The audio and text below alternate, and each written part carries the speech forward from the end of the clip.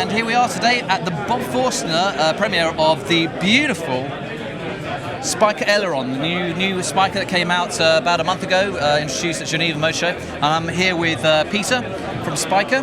Peter's the global sales manager, and we're just going to do a little tour around the car, just find out the bits I like as a car person. I'm a car collector. I'm a car fascination person, and I have an absolute admiration for Spyker, as Peter's going to find out. We're going to learn a little about the car. So come along with me, and Peter, please, if you can show us some of the details. Thank you for the lovely introduction, Arash. No problem, no problem. It's good to be here on Park Lane, and we're launching the new car at the moment, but this new latest Spyker model is actually assembled in the UK. Great. So Spyker is still being very, very Dutch. Yes. But this car is fully assembled in the UK in Coventry. Thank you. And we're very happy to launch it, and we expect a lot from it, especially from this location, of course. Yeah, of course. I mean, there has been some confusion about what's been going on with Spyker, but you've clarified it's a new manufacturing facility going on in England. The car is entirely aluminium. Yep. Which is that's correct. Designed and built in Coventry. We were learning about, but there's some fantastic details on the car. We've noticed like the new lights. We haven't seen this sort of detail work on a small sports car before, and I've got to talk about really the new updates on the car. Can you explain the aerodynamic updates that's gone on the new Aileron? To start with, Arash, on the technical side of it, we did a major step forward because we really wanted to make this car more as a Gran Turismo car. The previous Spyker models, they were very sporty, very energetic cars to drive, but we wanted to have this one a little bit more as a GT. So what we did together with Lotus Engineering is that we did the full suspension, entirely a new design. So a lovely new suspension on the car. The car's wider, the car's longer, but if you would see the car from a top view angle, it's perfectly squared, as we say in the industry, which means that also, because of that squared design of the car, it gives you completely different driving characteristics other than the previous Spyker model, for example, which had a much larger track in the rear. Oh, right, okay. And a smaller track in the front.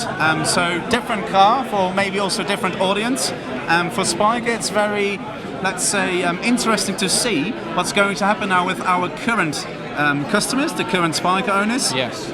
Whether they like it or not, if they would like to replace their previous Spyker, or maybe even buy this one as a second car, as a second Spyker in their collection.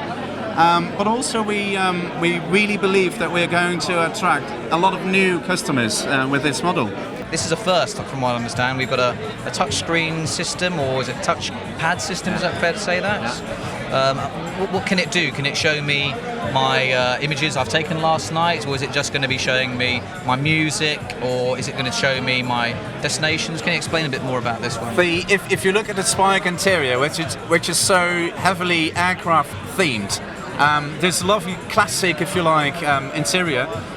There was no real space for audio. I mean, we didn't want to buy from another manufacturer some audio device and put it in. So we really had to develop something uniquely for Spyker, which was difficult to do. But as you can see, the whole menu and also that hardware and software behind it, that's all Spyker.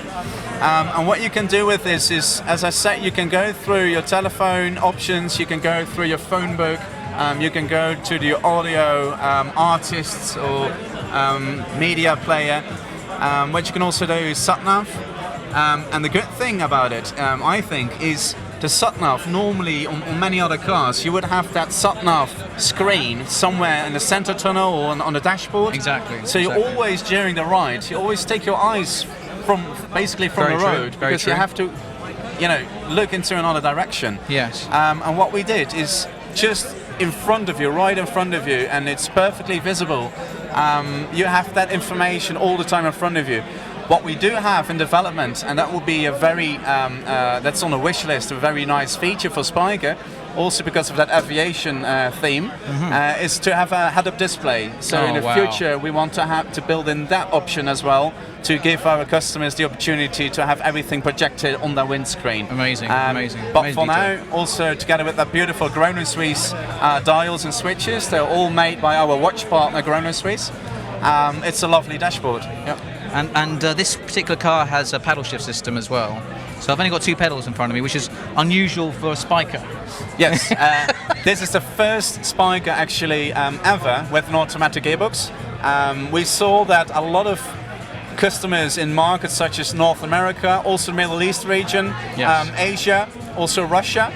A lot of customers, they liked the Spyker, but the lack of an automatic gearbox was a little bit of a problem in the last years. So that's why we developed the car now with an autobox, paddle shift, it's a 6-speed ZF. And we do have a manual gearbox also in development, so it will be first launched as an automatic. So this is a automatic, or is it automatic manual? Like a... It's a full automatic, which means it's a torque converter. Wonderful. So it's really comfortable. Really comfortable, smooth, nice ride. Especially also to answer, to follow up the inquiries from the American buyers and also Asia and Russia. But there will be in the pipeline a manual, but also an AMT. So then you have a sort of sequential gearbox, if you like, for the very sporty customer. I can see that being very successful.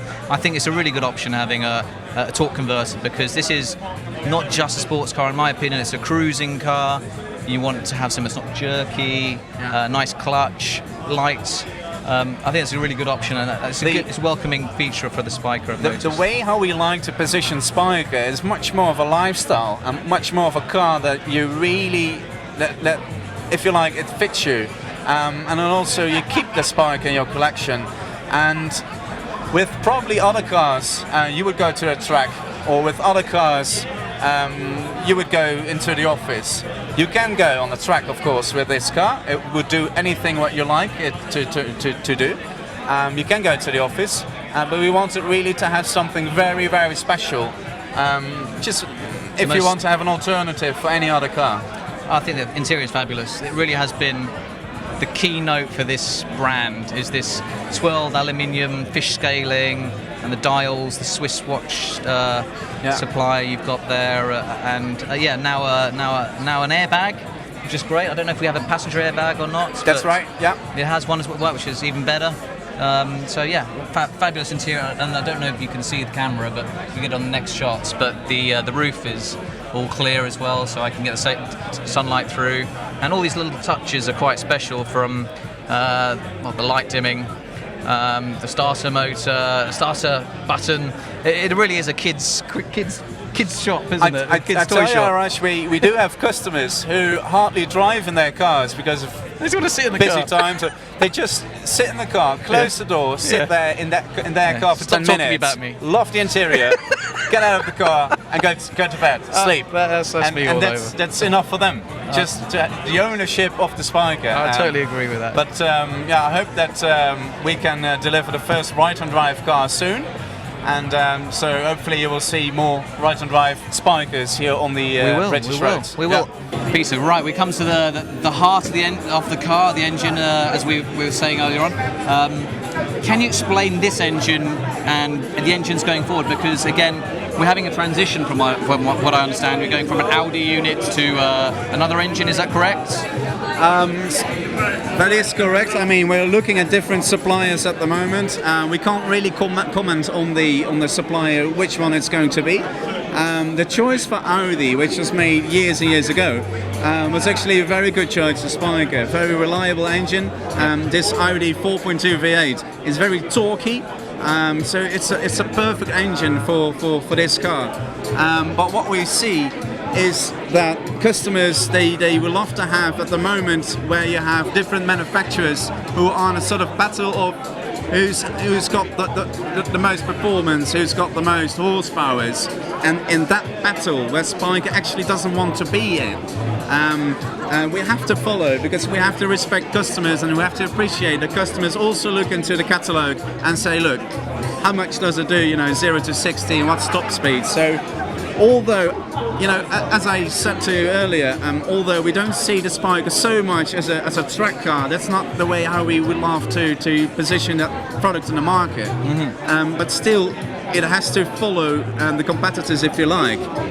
So that's why we're looking at the moment different engines. Obviously more horsepower. So what is the horsepower output on this car, Peter? At the moment it's 400 brake horsepower standard, Right. which was actually very nice because it's a lightweight car. Yes. As you correctly said, it's a full aluminium body, it's an aluminium space frame, Yes. so it's a very lightweight car. Yes. So performance-wise, power to weight ratio is brilliant. Still, we love to see more horsepower in that engine. So at the moment, we also offer customers to do a supercharging project. So a lot of customers at the moment, they have already supercharged their cars. Then you can easily, this engine, Audi engine, you can easily get it up to 525. Yeah, I know the tunability of it is pretty impressive, but as far as I'm concerned, this is a great normally aspirated engine, a great gearbox we were explaining earlier on. So I think it's a good settling point on the car, and I'm sure that the drive is good enough personally. But supercharging sounds like a very good option. Last point is accessibility. So also in the workshop, the technicians, you can open up that rear body. Oh, right. It can open up fully. So the accessibility to the engine is brilliant. It's a technician's paradise. Wow. Okay, that's really good to know that it's easy to work with. And what is going on here as well, Peter? We've got some kind of air scoop. This is just the inlet manifold, is it? Yeah. The aircraft design on the Spyker, what we don't want is that the design of the Spyker is dysfunctional. So basically all the bits on the car, everything is here for a reason. And if you look at the air inlet, for example on the roof, what we call the roof tube, this tube is actually also functional, so the wind that blows in there directly goes into the engine bay for cooling. It's extra cooling the engine. The tubes that you see on the sides of the car, one of the tubes directly goes, the airflow in there directly goes to the gearbox, and the other tube on the other side I think also cools the gearbox and the engine as well. Right, okay, so we've got 1, 2, 3, 4, 5, and five then amazing tubes. Yeah, on the bottom in the seals. And can we talk about the doors? Sweet. Because this is a dihedral door, is that what you call it? The doors, to start with, design-wise, we don't make cars for thousands and thousands of people. Spyker is a very low volume manufacturer. We've always been building 50, 60 cars a year. For this year, we hope to deliver 90 units. Wow. So still below 100 worldwide. So what you see is that we don't design the doors, or we don't design the car for a very huge audience. So that means no compromises. So there's no door handle. You open the door key fob? with the key fob from a distance. You can do both doors or one door, can't you? Both door, which is a very cool feature. Yeah. Or you use just a very tiny button underneath the mirror. Can I try it? Yes, please. Then pops up like this. Wow. It's such a light door as well. There's hardly anything of it. And this is all aluminium again, isn't it? It's all aluminium, yeah. Very nice. That's a really nice touch for Spyker. Again, this is quite a new feature as well. The last 4 years, or has it always been like this? It has always been like this, because we also would like to see some drama. In this segment, if you are operating in this sports car segment, people love to see drama. The exotic looks, the entering of the cockpit, everything about that car should have a wow factor, and that's what we're trying to deliver. Peter, can you explain the aerodynamics at the front of the car? Because this is quite unusual. Again, we've got a front clam, and then we've got an opening. A gurney. A gurney, is that what you're calling it? Okay. And then there's an air vent going on there. This is creating less lift at the front of the car, is that correct? Or is it something to do with cooling? Can you explain that so that we understand the styling? It's both actually. Front splitter, so that aluminium lip that we're looking at, that creates also downforce. So less lift in the front section of the car. Okay. Then the wind, if you would see that car, for example, in a wind tunnel, the airflow, the wind basically turns back. It's a natural thing. So the wind that comes back, there's 2 vents, cooling vents in the front as well. Oh, so it's and turbulent. they will then distribute basically the airflow alongside the car back to the engine bay again. Wonderful. In the rear body. There's a lot of grilling going on over here, some fantastic detailing. So it is very nice detailing, but everything and anything has a function. Yeah. Very nice. Also the side wheels. I'm going to show you the side wheels, the wheels in a bit. The rotor blades that we have developed here on this car, they also have a certain function of a downforce function. Wonderful. So basically the blades, they also hold that car together with the side splitters. Nice touch. Better on the road. Nice touch.